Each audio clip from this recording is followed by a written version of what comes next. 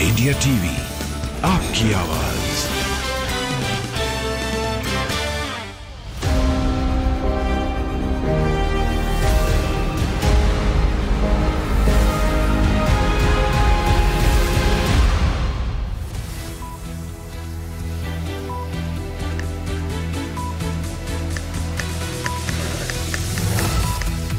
नमस्कार व्यूअर्स, बहुत स्वागत है आप सभी का। आप देख रहे हैं आपका शो कहानी कुर्सी की। मैं हूं सौरभ शर्मा आपके साथ रोज की तरीके से। दिल्ली में आज वोट पड़ा है व्यूअर्स, और ये देखिए, नहीं किया जलपान, पहले किया मतदान, फिर आए कर्मस्थान। यही करना है आपको भी। अब तक जलपान तो कर लिया होगा, लेकिन जाकर कीजिए मतदान, बहुत जरूरी है। मैं डाला हूँ वोट, अभी आपको बताना जरूरी था, क्योंकि ये बताइए जी, अब ये मत पूछिए सौरभ जी, ये बताइए कि आपने किन मुद्दों पर वोट किया? कौन से मुद्दे थे जब आप लगे थे लाइन में और आपको लगा कि ईवीएम दबाना चाहिए? मुद्दे कौन से थे आपके? उस वक्त मुद्दे, उस वक्त मैं ढूंढ रहा था, बस आंख ढूंढती है बस उस वक्त की। बहुत सारे होते हैं ना। नहीं, फिर भी कुछ तो मुद्दे रहे होंगे ना, बताइए भाई। हम टीवी पे आपसे पूछ रहे हैं। ये बताने की बात नहीं है। मुद्दे नहीं, दबाया कहाँ, ये बताने की बात नहीं है। नहीं, ये तो नहीं बताएंगे, इनके जैसे नहीं बताएंगे, ऐसे लोग मिल जाएंगे। ऐसे बता के कह रहे हैं कि हाथ नहीं। ये देखिए, आप ऐसे लोग मिल जाएंगे। ये देखिए, समीर जी भी हाथ नहीं, पंखुड़ियां। हमारी आपकी एक सेल्फी होनी चाहिए थी ऐसे। वोट की एक सेल्फी होनी चाहिए थी। चलिए, मैं ये कह रहा हूँ कि ये जो कर रहे हैं, हमने देश के लिए वोट किया। टीवी के रिपोर्टर्स को, हाँ अब आप ठीक है, ऐसे ही बात करना है। ऐसे ही आपने देश के लिए वोट किया, देश के विकास के लिए, समृद्धि के लिए, इसी के लिए किया होगा। ठीक है, ऐसे ही देखिए, यही तो होता है। मतलब यही मैं चाह रहा हूँ, देखिए लोग भी तो कुछ तो समझे, निकले प्रेरणा भी तो होनी चाहिए ना। स्वामी जी ने भी कहा कि देश के लिए ही उन्होंने नहीं, आज देश के लिए वोट कर रहा है। राहुल जी देश के लिए वोट कर रहे हैं। राहुल जी का वोट दिखाए भाई, राहुल गांधी जी का दिखाइए। देश के लिए मतदान। राहुल गांधी जी परिवार समेत वोट डालने गए आज। जरा तस्वीर दिखा दीजिए, तस्वीर लाइए।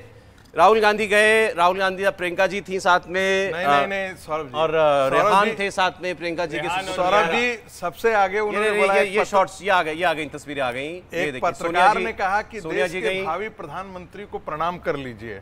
राहुल जी को देख के नहीं, फिर रेहान को देखकर। अच्छा, तो मैंने वाकई प्रणाम किया। देखिए, ये तस्वीर है। सोनिया जी, राहुल गांधी जी सब गए हैं वोट डालने के लिए। आज मुझे किसी ने लेकिन ऐसी बात कही, मुझे जानकारी में नहीं थी। अभी आपने रेहान का जिक्र कर दिया, तो रेहान पहले नाम लिखते थे अपना, रेहान रॉबर्ट वाड्रा, फिर शायद उन्होंने अपना नाम कर लिया है रेहान राजीव वाड्रा। ये किसी ने बोला भाई, मुझे चेक करना पड़ेगा, लेकिन ऐसा है। अगर ऐसा है तो इसका अगला, जिसे कहते हैं ना कि कदम दर कदम, चरण दर चरण, तो नेक्स्ट स्टेप होगा रेहान गांधी। और दोनों ही बैठे हुए, देखिए आज राहुल गांधी रेहान साथ में ही बैठे हुए थे। काफी मतलब बताया जाता है, वैसे तो सब पूरी फैमिली है, सबका आपस में प्रेम है रेहान से, लेकिन मतलब रेहान बहुत क्लोज है राहुल गांधी के, ऐसा बताया जाता है। तो कुछ लोगों ने कहा, जैसे भी ये कह रहे थे कि भाई उनको उनमें भावी प्रधानमंत्री कुछ लोगों को दिखता है। पहले राहुल जी में तो देख लीजिए भावी प्रधानमंत्री, राहुल जी में देख नहीं पा रहे हैं, रेहान में आप देख ले रहे हैं। नहीं, मैं तो कहता हूँ हर वोटर का जो पिता है वो इतना भाग्यशाली होता है कि उस बच्चे को भी टेलीविजन कैमरे जो है वो पीछा करते, लिटरली भाग रहे थे सेलिब्रिटी, और उनको दिखा। मैंने वही कहा ना कि ये मानसिकता सेलिब्रिटी का कौन गढ़ रहा है, ये टेलीविजन मीडिया कर रही। कल उनको दिखाना नहीं चाहे सर, सब सेलिब्रिटी है, सब सेलिब्रिटी होते हैं, लेकिन आम और विशेष इसका फर्क आपकी मीडिया करती है। नहीं, अब मैं आपको बता दूं, अभी आरोप हम पर आप लगाते हैं मोदी जी के ना आगे ना कोई पीछे, लेकिन मान लीजिए मोदी जी के परिवार होता, मोदी जी के सुपुत्र होते, तो कैमरा नहीं दौड़ता उनके पीछे, दौड़ता। सर देखिए, मैंने फिर वही कहा ना, वो मोदी जी प्रधानमंत्री के पुत्र हैं, ये किसके हैं? अब आप मानिए ना मानिए सर, चलिए। नहीं, लेकिन देखिए, अब जरा वोटिंग पे आ जाए हम लोग। साहब भी ठीक कह रहे हैं। एक लाइन जोड़ दूं, बताइए ना, प्रहलाद मोदी के बच्चों की कितने लोगों की तस्वीर हम लोगों ने खींची? तो नहीं ना, इसलिए क्योंकि मोदी जी ने नहीं, प्रहलाद मोदी के कह रखा कि भाई हम परिवार से अलग है, कहते हैं ना, मोदी जी की नहीं, कि जब तक उनकी माताजी थी, माताजी वोट डालने जाती थी, सब दिखाते थे। You manufacture the identity of a person. अरे ऑलराइट सर, ये भी है कि कुछ तो दिखाएगा और इसमें ये कलर्स होते हैं। आप चलिए ना, चलिए इससे आगे बढ़ते हैं जरा। अब जरा वोटिंग की बात करें, बस पहले दिल्ली की बात कर लें। देखिए, यूपी की 14, हरियाणा की 10, बिहार की 8, पश्चिम बंगाल की 8, दिल्ली की 7, उड़ीसा की 6, झारखंड की 4, जम्मू कश्मीर की 1 सीट, कुल मिलाकर 58 सीटों पर आज वोटिंग होनी है। पहले जरा हम बात कर लेते हैं दिल्ली की। केजरीवाल साहब ने भी तो वोट डाला परिवार के साथ जाकर के। अरे हाँ, और केजरीवाल साहब मजेदार बात है, वो इंतजार किए। अरे ना स्वाति मालीवाल चली जाए उसके बाद वोट करने। ये देखिए हुआ क्या केजरीवाल जी के साथ, वो जो फवाद चौधरी बैठा हुआ पाकिस्तान में, उसने इनकी भी सुपारी ले ली है। केजरीवाल जी ने ट्वीट किया, मैंने अपने पिता माता बच्चों के साथ वोट डाला, मेरी माताजी की तबीयत बहुत खराब है, वो नहीं जा पाई, मैंने तानाशाही बेरोजगारी महंगाई के खिलाफ वोट डाला, आप भी जरूर डालिए। फवाद चौधरी पाकिस्तान वाला लिख रहा है, मे piece and harmony defeat forces of hate and extremism, hashtag more power, hashtag India elections 2024। वो क्या मतलब किसने काम पे लगाया उसको? किसी बीजेपी वाले ने लगाया काम पे? अगर आप पाकिस्तानी टेलीविजन को या पाकिस्तानी मीडिया को फॉलो करें तो बड़ा इंटरेस्ट उनका भारत में रहता है। भारत किस तरह से प्रगति कर रहा है, भारत में क्या चीज़ें कितने रुपए की मिलती हैं, ये सारी चीज़ें वहाँ पे डिस्कशन में आती हैं, सारी चीज़ें। उनको सर मतलब है वहाँ पे मोदी से नहीं, वो सारी चीज़ें हैं। वहाँ यहाँ पर इंडस्ट्री कैसे खड़ी हो रही है, वहाँ पे क्यों नहीं है, यहाँ पे क्या हो रहा है, वहाँ क्यों नहीं है, यहाँ पे पेट्रोल कितने का है, वहाँ पे क्यों कितने का है, ये सब चीज़ें डिस्कशन में होती हैं वहाँ। तो ये पहले राहुल गांधी की तारीफ कर चुका है आदमी, तभी तो मोदी जी ने उठाया था इसको कि भाई अब तो पाकिस्तान से सर्टिफिकेट आ रहे हैं, अब तो राहुल गांधी के लिए। मोदी जी की बहुत तारीफ करते हैं वहाँ पर, पार्लियामेंट, वहाँ की पार्लियामेंट के अंदर उठ के खड़े करते हैं, देखिए किस तरह से वो कर रहे हैं। हाँ नहीं, लेकिन देखिए चौधरी फवाद हुसैन वाले पे अरविंद केजरीवाल सतर्क थे। उन्होंने तुरंत कहा, चौधरी साहिब मैं और मेरे देश के लोग अपने मसलों को संभालने में पूरी तरह सक्षम हैं, आपके ट्वीट की जरूरत नहीं है, इस वक्त पाकिस्तान के हालात बहुत खराब हैं, आप अपने देश को संभालिए। वेरी गुड, लेकिन बहुत बढ़िया। लेकिन जो फवाद हुसैन का जवाब आया वो भी सीएम साहब, indeed electioneering is your own issue but hope you will appreciate extremism be it in Pakistan और India is a borderless phenomena and dangerous for everyone be it। अच्छा बीडी लिखा है, इसका मतलब क्या हुआ पता नहीं, देखना पड़ेगा। अच्छा बांग्लादेश, इंडिया और पाक, so everyone with some conscience must be concerned, situation in Pak is very far for ideal but individuals must strive for better society wherever they are। अब अंग्रेजी में चौधरी फवाद हुसैन ने लिखा, यही तो दिन रात हिंदी में हमारे नेताजी लोग बोलते रहते हैं, वो भी तो यही कहते हैं और यहीं पर जाकर वो मिल जाते हैं। अब आज चुनाव के दिन, और वैसे भी केजरीवाल जी तो इस मामले में बहुत चतुर सुजान खिलाड़ी है ना, उनका तो बहुत जबरदस्त रहा है। वो तो भाई मंच पर हनुमान चालीसा पढ़ देते हैं, अपने माता पिता को लेकर अयोध्या चले जाते हैं। ये अलग बात है कि उनकी नानी जी ने कहा था, यानी उनकी माता जी ने कहा था कि राम उस मंदिर में नहीं रह सकते, तो वो चतुर सुजान व्यक्ति हैं, लेकिन उसके बावजूद समर्थन तो मिल रहा नहीं। लेकिन जवाब अरविंद केजरीवाल जी ने भी अच्छा दिया, अच्छा जवाब दिया, राजनीतिक फवाद चौधरी को बिल्कुल ठीक जवाब दिया। जरा दिल्ली की बात करें, देखिए दिल्ली की सारी सीटें जो है वो अपने आप में बड़ी इंटरेस्टिंग है। उत्तर पूर्वी दिल्ली से कन्हैया कुमार वर्सेस मनोज तिवारी, ये कॉन्टेस्ट सबसे बड़ा कॉन्टेस्ट दिल्ली का इस वक्त बना हुआ है। कन्हैया कुमार के लिए राहुल गांधी प्रचार करते हैं, अरविंद केजरीवाल जी प्रचार करते हैं। अभी तो एक मंच पर अभी राहुल गांधी ने यह भी कहा कि मेरी कन्हैया जी से मेरी बातचीत बहुत होती है, कन्हैया मेरे घर आते रहते हैं, हम लोग मिलते रहते हैं, और कन्हैया कुमार काफी नजदीक है उनके। देखिए कन्हैया कुमार राहुल गांधी के बहुत नजदीक है, उनके साथ न्याय यात्रा में रहे, और कन्हैया कुमार तो कोई पहली बार चुनाव नहीं लड़ रहे हैं। बेगूसराय गए थे गिरिराज सिंह को चुनौती देने के लिए, हालांकि तब कांग्रेस से चुनाव नहीं लड़े थे, तब वो कम्युनिस्ट पार्टी में थे।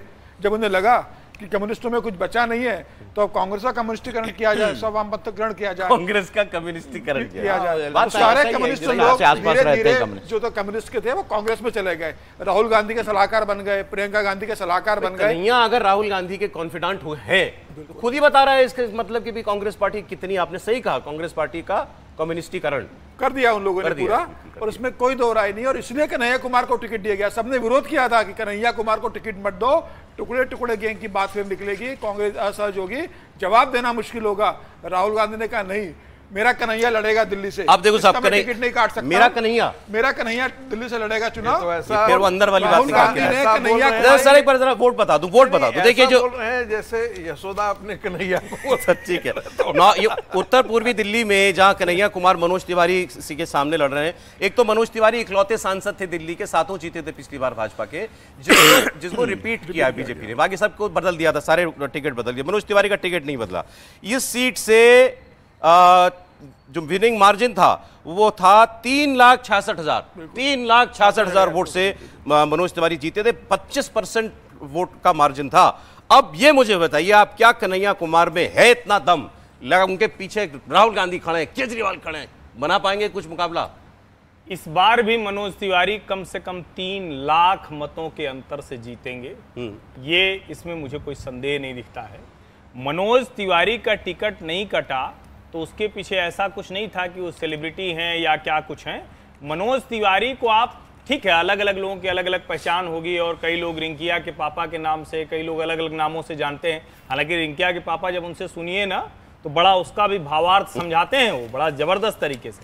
लेकिन पिछले कुछ समय में एक नेता के तौर पे मनोज तिवारी ने अपनी छवि बेहतर की है जी। अपनी कॉन्स्टिट्यूएंसी के लोगों से वो जिस तरह से मिले हैं, वो लोगों के घर में जाके रात बिताई। मुझे नहीं लगता कि कन्हैया कुमार इस तरह से जो पैराशूट कैंडिडेट हुए हैं, जिसमें लास्ट मिनट तक कांग्रेस को ये पता नहीं था कौन होगा, और जो अरविंदर लवली कह के गए उसके बाद मुझे नहीं लगता है कि कांग्रेस और केजरीवाल मिल के भी मनोज तिवारी का अरविंदर लवली तो ये कह के गए जो दिल्ली कांग्रेस के अध्यक्ष थे, भाजपा में चले गए। उन्होंने कहा कि ये कन्हैया कुमार तो राहुल गांधी की फोटो लगाने नहीं लगा रहे थे, केजरीवाल के काम पे वोट मांग रहे थे। भैया केजरीवाल के काम पे दिल्ली में इन्होंने वोट मांगा है।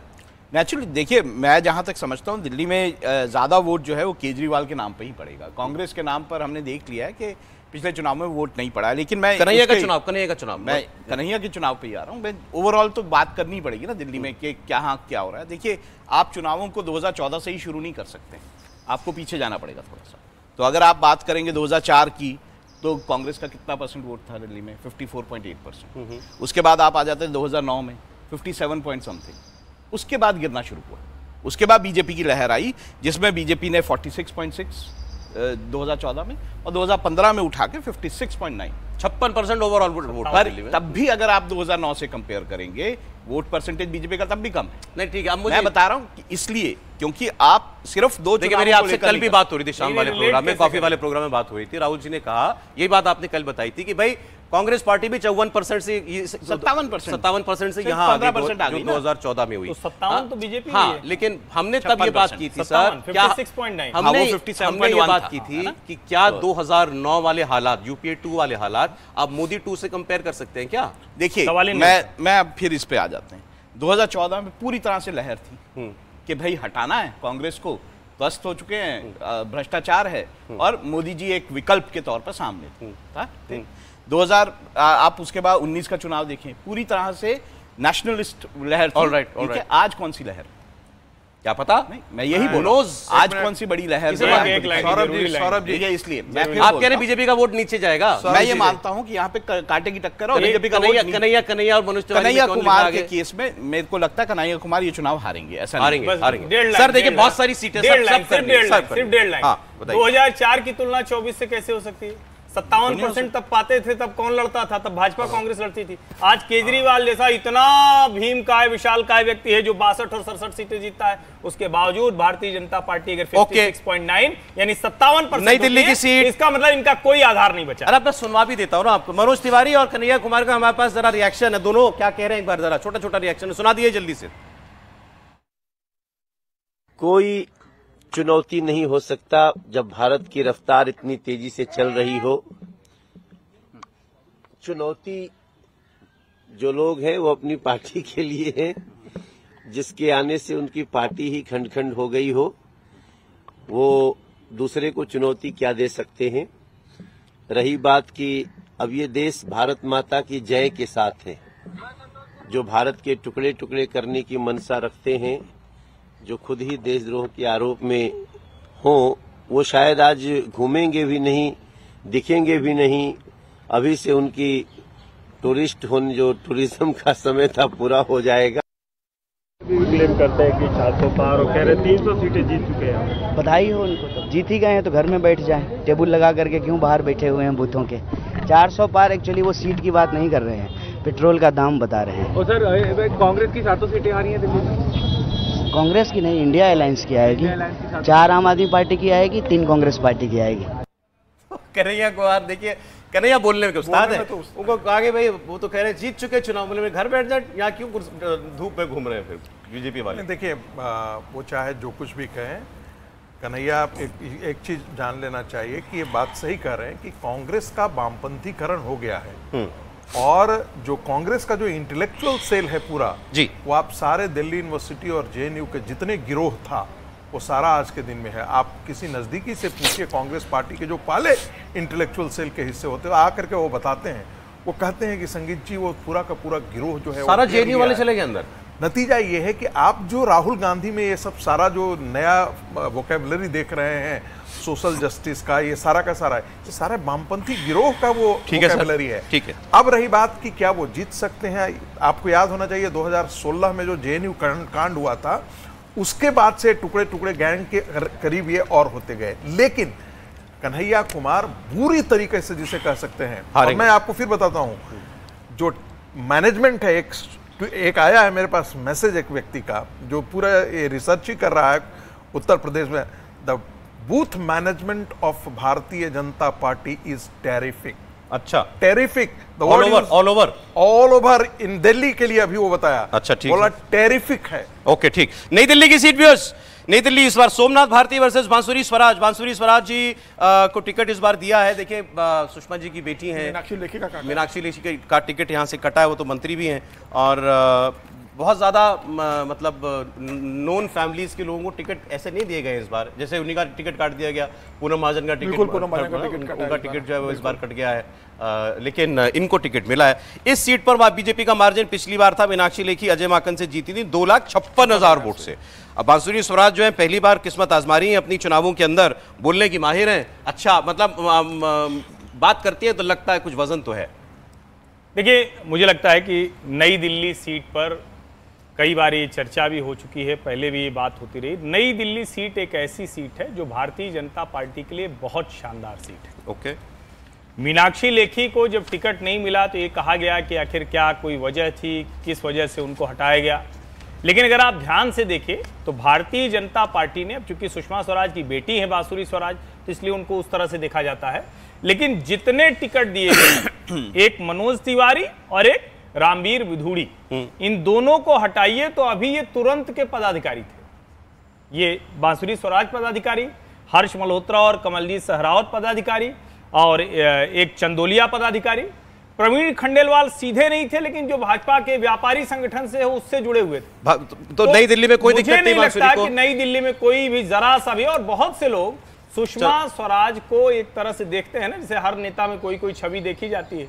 अब यहाँ तो प्रियंका जी में तो इंदिरा जी की तक देखा जाता है, तो बांसुरी स्वराज सुषमा जी की। चांदनी चौक की सीट व्यूअर्स, चांदनी चौक में लड़ाई है जेपी अग्रवाल कांग्रेस से बनाम प्रवीण खंडेलवाल बीजेपी। प्रवीण खंडेलवाल तो व्यापारी संघ वगैरह के वो रह चुके हैं। चांदनी चौक का मार्जिन था 2,28,000 बीजेपी, लेकिन 2019 की ऐसी सीटें जो सबसे कम मार्जिन से भारतीय जनता पार्टी ने जीती, चांदनी चौक की सीट को दिल्ली में, बिल्कुल सबसे कम मार्जिन से जीती हुई चोट थी। उस समय हर्षवर्धन चुनाव लड़े थे चांदनी चौक से, और हर्षवर्धन को 44.60% वोट मिला था और 29.67% मिला था जेपी अग्रवाल। कॉन्टेस्ट है कोई यहाँ पे कि नहीं? नहीं, आराम से भारतीय जनता पार्टी। प्रवीण खंडेलवाल की सिर्फ कोई कॉन्टेस्ट है? राहुल जी थोड़ा देखिए, मैंने इसको आपको कल के शो में भी समझाया था कि देखिए ये बात सही है कि चांदनी चौक जो है उसमें खंडेलवाल जो है व्यापारियों के नेता है, लेकिन वहाँ के व्यापारी जो हैं वो रहते जो है यमुना पार, उनकी दुकानें और उनका व्यापार सारा जो है वो वहां पर है, लेकिन सारे यमुना पार रहते हैं। तो ऐसे में वहां यमुना पार के इलाके जो है वो चांदनी चौक में नहीं आते हैं। लेकिन तो भी सबसे बड़ी कॉन्स्टिट्यूंसी, हाँ मैं मान रहा हूं, ट्रेडर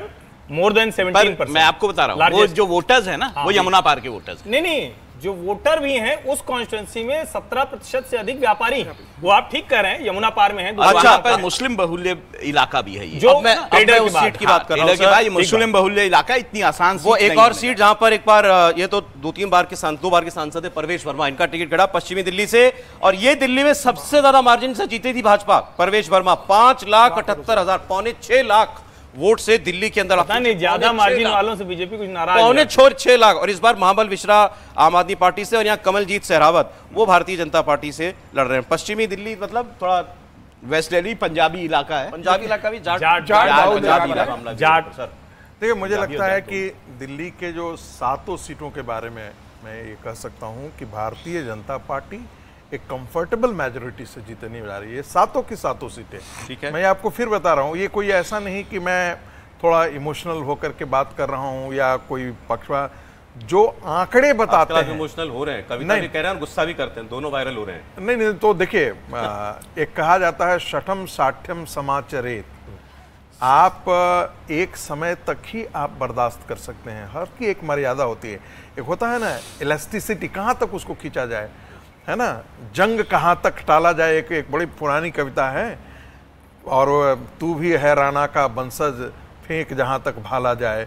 तो एक पुरानी कविता है, किसी एक कवि ने कहा था जी, वो वही मैं भी याद करता हूं। आप किसी के लिए भी होता है, खैर वो मुद्दा नहीं है, महत्वपूर्ण मुद्दा ये है, जो दिल्ली का चुनाव है, एक ऐसा लगता था कि अरविंद केजरीवाल के बाहर आने के बाद शायद सिंपैथी वोट और वो सारी मिलकर के भारतीय जनता पार्टी को थोड़े टक्कर दे सकती है। मैं फिर बोल रहा हूं, टक्कर दे सकती है, लेकिन मुझे लगता है वो सारी चीजें धुल गई है। अरविंद केजरीवाल के लिए प्रकृति ने बड़ा न्याय किया या अन्याय किया, जो कुछ भी है, आज वो वोट भी देने गए तब तक वो डरते रहे। उसी कॉन्स्टिट्यूएंसी में उसी बूथ पर स्वाति मालीवाल का भी वोट था। जब उनको सूचना मिल गई कि स्वाति मालीवाल वहां से चली गई हैं, तब अरविंद केजरीवाल की हिम्मत हुई कि वहां जाकर के वो वोट डाल सके। आप कह रहे हैं केजरीवाल साहब के बाद जेल जाने का कोई फर्क नहीं पड़ता। ऑलराइट, देखिए दिल्ली कुछ सीटें और बची हुई हैं, उत्तर पश्चिमी दिल्ली बची है, दक्षिणी दिल्ली बची है, पूर्वी दिल्ली बची है,